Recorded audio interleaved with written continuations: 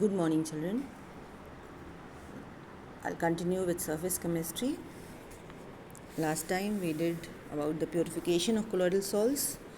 Now today we are going to continue with the properties of colloidal salts. Properties of colloidal salt.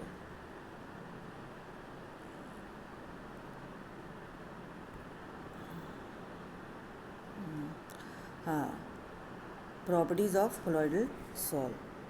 You can see here there are different properties. We have to study about the different properties of colloidal salts. Now the first property is the colligative properties. We have studied about the colligative properties which depend upon the number of particles, and there are four colligative properties, if you remember. That is elevation in boiling point, depression in freezing point, relative lowering of vapor pressure, then osmotic pressure. All these properties are the colligative properties. These properties depend upon the number of moles, and we can say on the number of particles present. And colloidal particles have high molecular masses, and therefore the number of moles present in the solution will be very small. So the value for any of the colligative property for a particular substance will be small as compared to its value when it is a part of a true solution. But there are some colloids which have measurable osmotic pressure, and this has been determined also.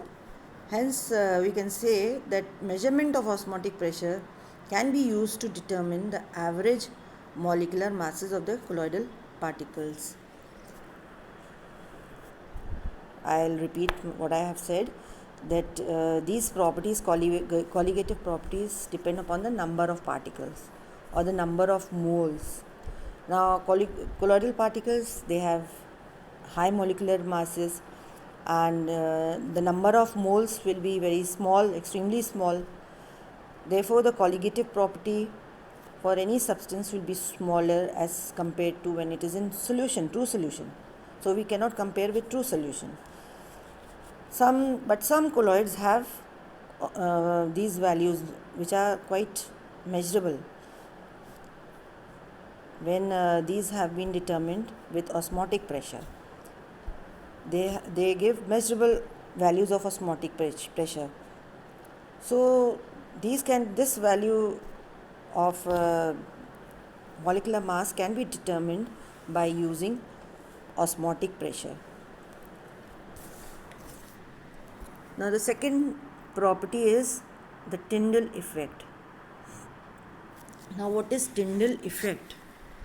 Now Tyndall effect, if you pass light through a homogeneous solution, that is in case of water or any solution, sugar solution or solution of potassium permanganate, colored solution also, then the light will pass through it.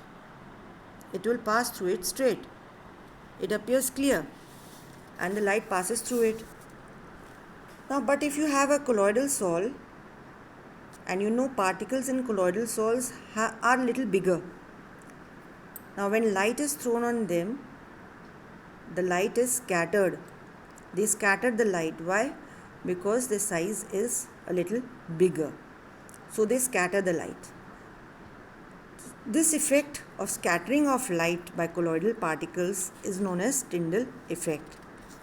And when the light, as you can see in the diagram, when the light is converging after passing through a convex lens, it is converging into the solution, a cone is formed which is known as Tyndall cone, and the effect is known as Tyndall effect.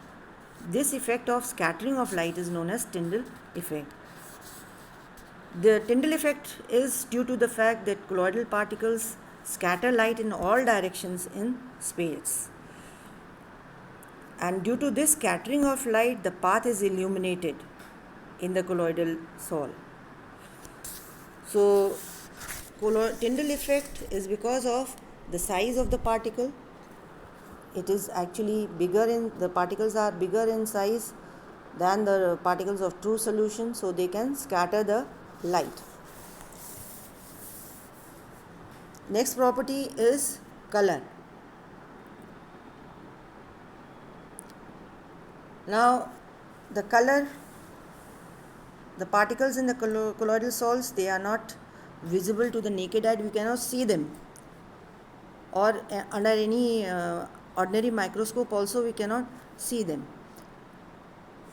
They can scatter the light falling on them. So particles are big enough that they can scatter the light falling on them. And the color of the solution colloidal salt depends upon the wavelength of the light scattered by the colloidal particles, which also depends upon the size and nature of the particles. So the color of the colloidal salt depends on the wavelength of the light scattered by the colloidal particles. The light which is incident on them and it is scattered. So it depends upon the size and nature of the particles. The color depends upon the size and nature of the particles, because the color of the salt depends upon the wavelength of light which is scattered by the colloidal particles. So that is how their color depends. Now the next property is the Brownian movement. We know Brownian movement, it is the zigzag movement of the particles, the random movement, we can say the haphazard movement of the particles is known as Brownian movement, after the name of Robert Brown, who saw pollen grains when they were suspended in water. Their movement was seen in a zigzag motion, so he called this movement was known as Brownian movement. It is the continuous zigzag movement of the colloidal particles in a colloidal salt. Now, Brownian movement does not depend upon the nature of the colloid, but it depends upon the size of the colloidal particles and also on the viscosity of the salt. How does it depend upon the size? Smaller is the size and lesser is the viscosity, faster will be the movement of the particles. Smaller is the size of the colloidal particle, the more smaller the size of the particle, and lesser the viscosity, less viscous colloidal salt. If it is less viscous, then the movement of the particles will be fast. Now, what is the cause of Brownian movement? The cause actually is of the Brownian movement is because of the continuous kinetic motion of the colloidal particles of the dispersion medium, and they strike against the colloidal particles. The molecules of the dispersion medium, they are continuously moving due to the kinetic motion. They are colliding against the colloidal particles of the dispersed phase from all sides and with different forces. Now this results into the resultant force will cause the particles to move. The colloidal particles, they are a little heavier than the normal particles of true solutions, so they move with a slower speed. The difference is this only. Otherwise they also show Brownian movement. Now what is the importance of Brownian movement? Brownian movement is opposing the force of gravity, because particles are moving in a zigzag direction, zigzag motion. So it is opposing the force of gravity. Had the gravity been stronger, the particles would have settled down. And if the particles would have settled down, then the salt would no longer have existed as a colloidal salt. So these Brownian movement does not allow the colloidal particles to settle down. So this is we can say responsible for the stability of the colloidal salt. That is the importance of Brownian movement. Then the electrical properties. Now we know that these particles, or you can say the charge on the colloidal particles, it is because of the charge which is present on the colloidal particle that the colloidal salt is stable. It is because of the charge which is present. Now what happens is, If suppose you add silver nitrate to excess of potassium iodide. Now when you add silver nitrate to excess of potassium iodide, then silver iodide will be formed. But since Ki, potassium iodide, is in excess, silver iodide will absorb iodide ion on its surface. Silver iodide ions on its surface. Silver iodide will absorb iodide ions on its surface, and the sol will be negatively charged colloidal sol. Sol will be negatively charged colloidal sol. But if silver nitrate is in excess, then silver iodide will absorb silver ions and become positively charged colloidal sol. So it depends upon the charge which is being absorbed. When silver nitrate is reacted with potassium iodide, then silver iodide is formed, and if Ki is in excess, iodide ions will be adsorbed. When iodide ions are adsorbed, then we get, when iodide ions are adsorbed, we get a colloidal sol which is negatively charged. But if silver nitrate is in excess, silver iodide will absorb the silver ions and become positively charged. So the colloidal sol will be a positively charged colloidal sol. This is how electrical charge develops on colloidal sol. Now, in the dispersion medium, the counter ions will be present. Counter ions, suppose it is a negatively charged colloidal sol of silver iodide. Iodide ions have been adsorbed, then potassium ions will be present in the dispersion medium. In the second case, when silver ions have been adsorbed by silver iodide, nitrate ions will be present in the dispersion medium.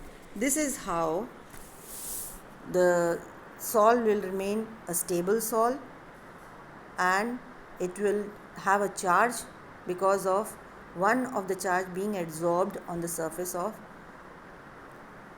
silver iodide or any other salt. Now, since there is a charge, we can say that there is a fixed layer. We have silver iodide. Silver iodide will adsorb iodide ions like in the first case. So we have another layer of iodide ion. Now this layer is known as fixed layer, and the counter ions which are present in the diffuse layer, potassium ions, this is the mobile layer or the diffuse layer it is known as. Now because of this, there develops a potential because of the fixed layer of iodide ion and the potassium ions which is forming the mobile layer.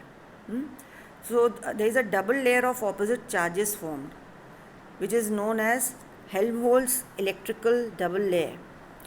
As a result, difference of potential exists between the fixed layer and the diffuse layer, and this potential difference is known as electrokinetic potential or zeta potential. It is known as electrokinetic potential or zeta potential.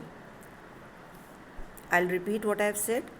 Now, we have seen silver iodide has been formed when silver nitrate reacts with potassium iodide. Silver iodide is formed when, if suppose potassium iodide is in excess, iodide ions are adsorbed on the surface of silver iodide and we get a negatively charged colloidal sol. And the potassium ions, which are the counter ions, will be present in the dispersion medium. Now iodide ion will form the fixed layer which is negatively charged, and the counter ion, that is potassium ions, will form the mobile layer. Now there will be a difference in potential because of the opposite charges. This layer of electrical double layer is known as Helmholtz electrical double layer, and the potential difference which develops between the fixed layer and the diffuse layer is known as electrokinetic potential or zeta potential. Now how can we confirm that there is a potential there is a charge on the colloidal particles. There exists a charge on the colloidal particles. Now we can confirm this by the process which is known as electrophoresis or cataphoresis. Now we take a U tube in which we take the colloidal sol. We have two electrodes. One will behave as cathode and the other as anode. We make the connections accordingly. We connect the circuit. After some time we will find that the particles have accumulated on one of the electrodes. The particles, whether positively charged or negatively charged, accordingly they will move towards the oppositely charged electrode. They get discharged there, and the particles, when they become heavy, they settle down.